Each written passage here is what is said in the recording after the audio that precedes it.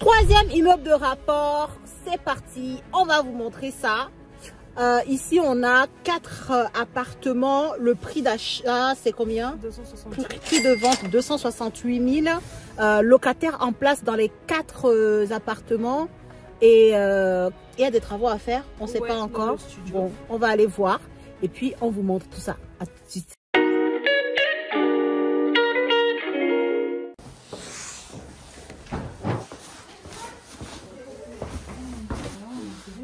Est-ce que je peux vous rappeler? C'est ça, avec le jeu. Ok. Elle est aussi taille correcte. Compteur séparé. Ok, chambre. La plus grande. Elle est bien grande. Ouais. Ok.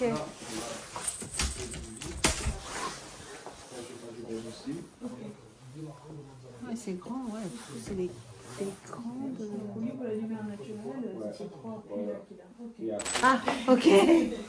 Ça, c'est top. Logement, quoi. Et si vous voulez regarder ici.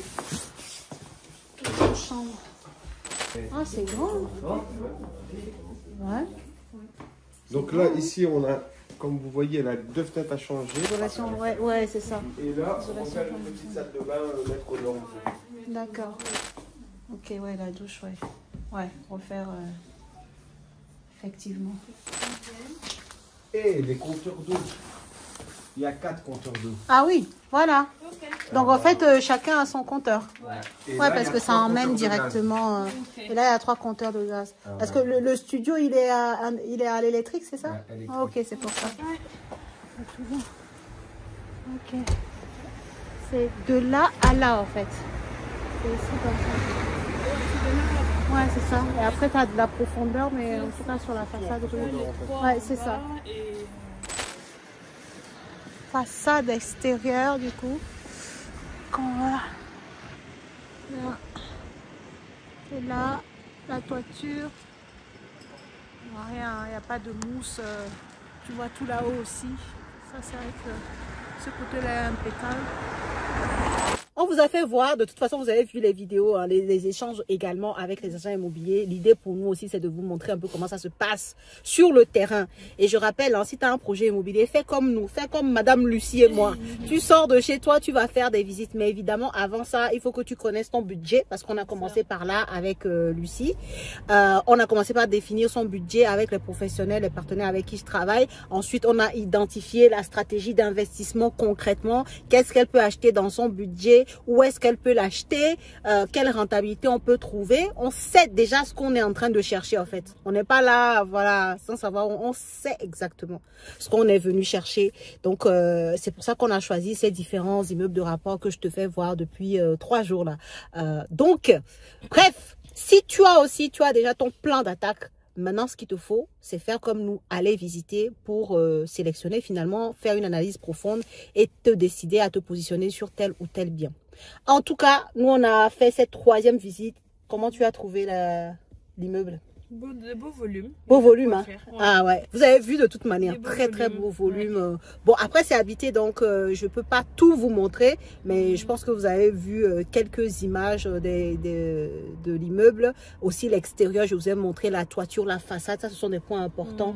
Là, c'est nickel, il n'y a pas spécialement de choses à revoir. Alors, sur la toiture arrière, il y a eu des fuites qui ont été réparées. Juste sur un des lots, sur une partie, il reste encore une fuite à traiter là, sur la toiture. Donc, je pense que pour cet immeuble, si vraiment on veut aller plus loin, ça serait intéressant de venir avec un couvreur pour bien examiner la toiture avant de se décider, pour voir s'il n'y a pas d'autres choses à refaire. Pas sur la face avant, mais plutôt sur l'arrière en fait. Voilà. Souvent, vous allez voir dans les villes, les faces avant où il y a du dégagement en fait. Ça reste souvent bien quoi. Parce qu'il y a le soleil qui tape. Enfin voilà, c'est bien... comment dire ça, c'est bien positionné en fait par rapport au vent et tout, ça fait que ça ne se dégrade pas rapidement quoi. Alors que souvent les toitures qui donnent sur l'arrière, bah celles-là des fois elles ont des petits problèmes. Donc attention, ce n'est pas parce que tu es en train de regarder une toiture et que l'avant n'a pas de problème que l'arrière non plus n'en a pas en fait. C'est complètement différent. Voilà, tu peux avoir une toiture à l'avant, donc côté rue dégagé, qui est très propre, et à l'arrière, ça soit plein de mousse, qu'il y ait des problèmes, qu'il y ait des tuiles cassées, qu'il y ait des choses, en fait, parce qu'ils n'ont pas les mêmes directions par rapport au vent, ce n'est pas disposé de la même manière. Voilà, pour faire simple. Bref, en tout cas, de façon générale, ça va. Maintenant, quand tu passes la porte, c'est là où tu vois la différence par rapport à l'immeuble que vous avez vu hier. Tu passes l'entrée en même temps, là. Tu vois les parties communes, tu te dis, ok. Il y a peinture, mais vraiment presque partie. Tu vois ton mur brut là au fond. Faut bien refaire ici. Les parties communes sont à refaire, mais vraiment bien refaire les peintures et tout. Les portes d'entrée ne sont pas ouf. On se demande si ce sont de vraies portes palières en fait. On dirait des portes d'intérieur. C'est pas très sécure quoi. Normalement, une porte palière doit être coupe-feu en fait. Ça doit être coupe-feu et ça doit avoir au moins 3 points. Tu sais, les points de fermeture là. Quand tu fermes, il faut fermer 3 points pour la sécurité en fait. Mais ces portes là, je suis pas sûre qu'elles soient voilà de ce niveau de qualité là, qui est normalement basique hein, pour des portes d'entrée d'appartement quoi. Donc ça c'est un point à voir. Ensuite sur les travaux à l'intérieur en soi, il y en a pas beaucoup à part dans le studio vraiment où là il faut refaire la salle d'eau, il faut changer les fenêtres, il faut isoler la façade qui donne enfin le mur qui donne sur la façade extérieure quoi, sur la façade de l'immeuble côté rue. Donc ça il faut l'isoler pour passer de F à E au moins, voire D. Ça va, on va voir. Mais en tout cas, au moins, il y a moyen de gagner une note par rapport à ce studio-là. Sinon, tout le reste, c'est dans un état plutôt correct. Donc, il y a du potentiel sur ce bien. Maintenant, deuxième chose, vous avez dû entendre dans les discussions, le profil des locataires. Là, on a des locataires qui sont pour la plupart de ce qu'il nous a dit, des locataires CAF. Après, c'est au choix. Je sais que personnellement, je n'aime pas ça, moi. Parce que, voilà, c'est un type de profil, mais ils ne sont pas tous pareils. On ne peut pas les mettre tous dans le même bateau, quoi. Par exemple, ceux qu'on a vus là, tu vois, à l'étage, tu sens que certains, en tout cas, ce sont des personnes qui sont tranquilles, quoi. Voilà, c'est pas des gens à problème, c'est pas des gens à traiter. En tout cas, à première vue, évidemment. Hein. Mais voilà, il faut savoir que c'est des locataires qui payent juste une infime partie du loyer et que la majorité est donc versée directement au propriétaire par la CAF. Donc l'intérêt de ça, c'est que bon bah tous les mois tu récupères déjà une grosse partie de ton loyer. Et puis le reste est complété par les locataires quoi. Donc c'est un point à voir. Ça dépend des gens. Il y a des plus et des moins en fait. Voilà, il n'y a rien de parfait. Il y a des plus et des moins. Après à chacun de voir si ça lui convient ou pas quoi. C'est tout. En termes de loyer par mois, on est à 2100 €, c'est ça? Oui. À peu près 25 000 € par an de loyer. Et aujourd'hui le bien est proposé à 268 000 €. 268 000 €. Et tu l'as entendu d'ailleurs, il a dit qu'on pourrait faire une négociation de 10 000 €. Et puis de lui-même, après, il a dit on pourrait tenter 248 000 €, donc 20 000 € et que peut-être que ça pourrait passer. Donc de lui-même quoi. Oui, c'est ça. Donc sans avoir à trop négocier, tu vois déjà que ça passe. Et donc si c'est vrai, à ce moment-là, c'est vrai qu'on rentre dans une renta à plus de 10% brut, ce qui commence à être intéressant quoi. Mais pour moi, ça reste encore un peu élevé vu les travaux que je vois sur au moins les parties communes et le studio. Tu vois, déjà toutes les parties communes, quand tu prends le rez-de-chaussée, parce qu'il y a de la surface quand même, hein, tout le couloir là, il y a un long couloir et plus l'étage, puisque voilà, puisqu'il y a un appartement qui est là-haut, donc tu as tout le couloir à faire et monter jusqu'à l'appartement de l'étage, donc ça fait quand même un beau volume, plus le studio à refaire en salle d'eau, changer les 2 fenêtres, tout ça, donc il y a quand même des travaux à faire. Pareil ici, je pense qu'il faudrait miser au moins sur 30-35 000 € de travaux quoi, tu vois, quand tu rajoutes ça au prix déjà, ça commence à faire, ok. Donc moi, je sais pas toi, d'ailleurs, dis-moi, toi, entre les 3 immeubles qu'on a vus, donc sur ces 3 derniers jours. Je me positionnerai sur le premier. Tu te positionnerais sur le premier, oui, à côté de l'île. Ouais, Ouais. celui-là, oui. Ouais. Parce qu'ici, on est quand même loin du métro. Si Ici, on est... Regardez, c'est 2 km. Ah, ici, on est à 2 km du métro. Ok, Oui. ce qui fait long. Et puis moi, il y a une autre chose qui m'a un peu refroidi ici. C'est le côté où ce sont des gros volumes. Tu aurais moyen de faire de la coloc, mais les personnes qui sont dedans, tu sens qu'elles ne vont pas partir maintenant. Non. Donc, en fait, ce potentiel que tu as sur cet immeuble par rapport à sa position où tu sais que tu peux faire de la coloc parce que c'est une zone où les investisseurs font beaucoup de coloc. Très zone étudiante, on a vu le outlet là, Galerie Lafayette. Enfin, on est pas loin en tout cas, de bons centres d'intérêt. Donc, la coloc fonctionnerait ici, mais les gens qui sont là, ils ne sont pas prêts à partir. Donc, ce n'est pas une optimisation de loyer que tu pourrais utiliser, débloquer dans les prochains mois même, quoi. Donc, c'est mort. Donc, ça, c'est un truc qui est pas top.